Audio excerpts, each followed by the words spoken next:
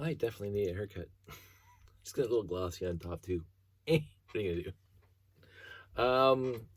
So I got that lot off of Facebook Marketplace the other day. I did a video about washing and pre-sorting and the cool pieces that I bought it for, the classic space pieces. Classic space pieces.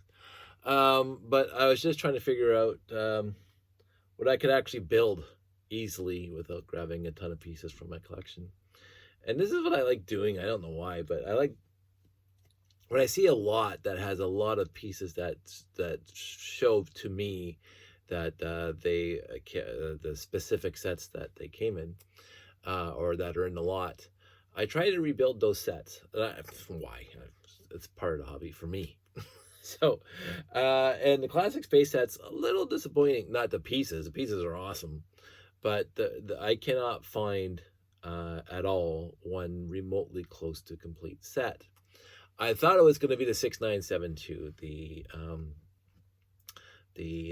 what's it called, Polaris lab, and I was just grabbing the unique pieces, the dishes and the windows, and I realized I only have one of these windows. You need like four, and then you need a bunch of other pieces that I thought the supports. You need 6 or 8. I only have one in this lot. Now I do have the rest, so it's not like I couldn't build it. But that defeats the purpose to me of building from the lot that I just got. So I have done that before, and I might do it again. I don't know. I do know that there's a 6972 in here with, I would say, at least half the pieces. But then I can get the other half from my. So I just might as well roll. I already have one. It's already built and it's in a bag. It's in a Ziploc in a storage bin. So it's not like I need to build 2. It's not my. It's not. As I said, that the set grew on me after. Like when I first bought it in the store. I'm not going to go off on these tangents. You can go watch my 6972 review where I talk about it. But I have one together, and I don't need another one together because it's not my favorite set. But what I did realize is I could build this guy right here. And it is the, let me get the number, is the 635, no, yeah, 635? I gotta get glasses now. 6351. Came out in 1992, 177 pieces, too many things. So, it's a town set. And I didn't get a lot of town sets back in the day, especially in the 90s. I don't think I bought any town sets at all in the 90s. I was still buying some classics. Well, that one called Classic Space. I don't know what was around the 90s. M-Tron, Blacktron 2. I can't remember. Star Wars hadn't started yet, so they were still making space sets. The Lego space sets could have been RoboForce. but anyway, I was still buying space sets in '92 sporadically. '92, the '90s were, as I mentioned before, a pretty dark ages for me to buy because I had lots. Buy new because I was buying lots on the secondhand, the used market, lots of sets back then, lots of lots. I'm gonna put that in a t-shirt. So I didn't buy hardly any town sets back in the 90s. And yet I saw them, obviously, because I'd walk into a store to check out what Lego sets there were. That's how I bought Monorail. So that's why I bought the RCX that came out a bunch of years later. But the town sets, I wasn't that, they were cool, don't get me wrong. All Lego's cool Lego, even in the 90s. Some people may disagree, and even I, to an extent, disagree with some of the choices they made in the 90s. But again, not too many tangents. I remember seeing this one on the shelf. It is the it's a camper van, and I love camping. And it comes with a windsurfer, and there she is windsurfing, and it comes with a little sailboat, with a little motor on the back. That's kind of cool, and it comes with a boat trailer that comes off, and it has its own little doohickey. That's a proper word, doohickey. Support, so it can, and then it comes with a trailer, like camper van. And I will say they went to an extraordinary effort here to keep this thing to be four wide. Because again, if you're my age, all vehicles were four wide basically. That came in town. So so they made an extraordinary effort to keep this thing four wide, and they did a good job at it. I mean, the tires stick out obviously, but I'm not gonna ding them for that. When I was building the thing, going, yeah, like I got the Canadian Canada post trucks, which are four wide, which came out before this thing, and I'm going, they seem to flow better. This one seemed to be a lot of work to keep it to be four wide, but they did it, and it holds two people. There's no bed in it, and so there's how can it be a camper van without a bed? But that's neither here nor there. So what you can do is you can store the windsurfer on top, which is kind of neat. It's got a bike in the back, kind of neat. It opens up here so you can see the whole cooking arrangement. You got the little stove, and you got your little mugs and your little pot, your little pans, a little microwave maybe on top here, or I don't know what that is. Could be a microwave, a coffee maker. And this opens up in the side here, and then this is where the other person sits, and then it's got some storage in the back, and the life jacket's there. The front end, like I want to say it reminds me, and people who are my age may remember this.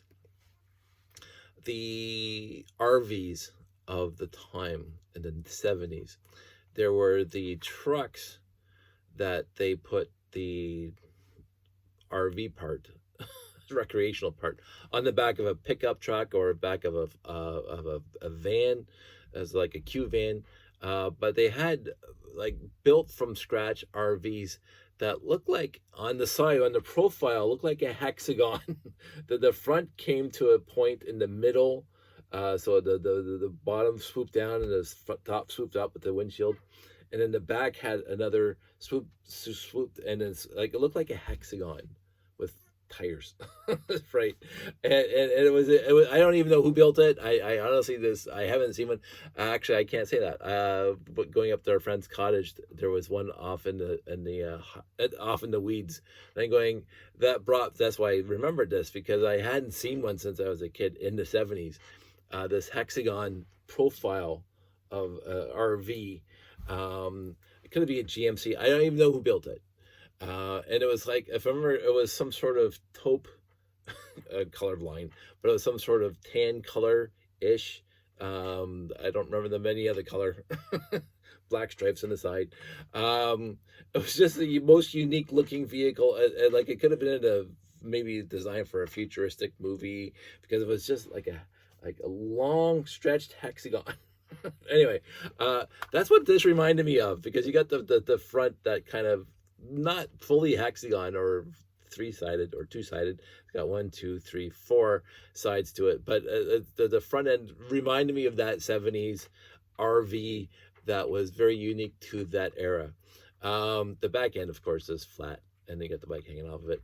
I'm glad I am actually glad I built this thing, because I remember seeing it in the store, and I'm going, yeah, I like camping, and maybe I should get it. But I never bothered, because it's town. And I didn't need any of these pieces. But I got to build it now. So this is the first set that I got to build out of this lot. And I'm going, it's not bad out of the gate. And the number of pieces I had to get. So I had to get her hair. I don't know why that was missing, but it was missing. The pants weren't missing, because I just took it off for another minifig. So there's another minifig without pants in there. I had to get a 1x1 red tile, which was odd for me, because they have like tons of red. Maybe I just didn't see it, because a 1x1 red tile can actually kind of hide inside another brick between the tubes. So they could be here. So all in, I think I got, I should have counted, but I didn't. Maybe 3, possibly 4 pieces out of my collection to finish building this thing. I'm like, that's fantastic. Like, that's a score by any stretch. If I can get away with like 90% and above pieces from the actual lot that I got to build a set, and I only have to go back for 10% of the pieces, that's fantastic. But there's like 177 pieces in this. I had to get 4. So we're well above like 95%. Wow, 4, 177. Yeah, 93%. Whatever. I'm not no math major. So, but I like this set, and I'm gonna leave it together. I'm gonna put it in a Ziploc and say I'm gonna add it to the list of sets that I own, that I have together, because I am compiling a list of sets that I have together. Forget all the storage here, that like the piles of pieces. Just piles of pieces. This is gonna stay together. There's not one piece in here that I need. I am just gonna keep on. And this is my first one, and I may build the Polaris lab, because I want to see what other lots, what other pieces are in here. And I always say I'm not going to, and yet I do in the end. So I'm not going to say I'm not going to. But right now, I am of the opinion, I got a big show coming up in a week and a half, and I don't want this on my desk while I'm getting ready for that show, because I have to rebuild some stuff between now and then. So I'm going to, I've done a quick sort by color, and the white by function. So I got my pile of wood doors and windows here. I got my piles of, again, from the Polaris lab, my Technic pieces, my slopes pieces, my 1x bricks, my 2x bricks, my tiles, my plates over there. It wouldn't take me that long to sort this into the collection. It would take me a night to get all the colors sorted into the collection. As I was sorting, there are a lot of really cool pieces in here. Like, really happy that I got this lot. But as I say, trying to find actual sets in here that I can build easily without running back to my collection. There's nothing that really pops out that, hey, you can build me with minimal effort.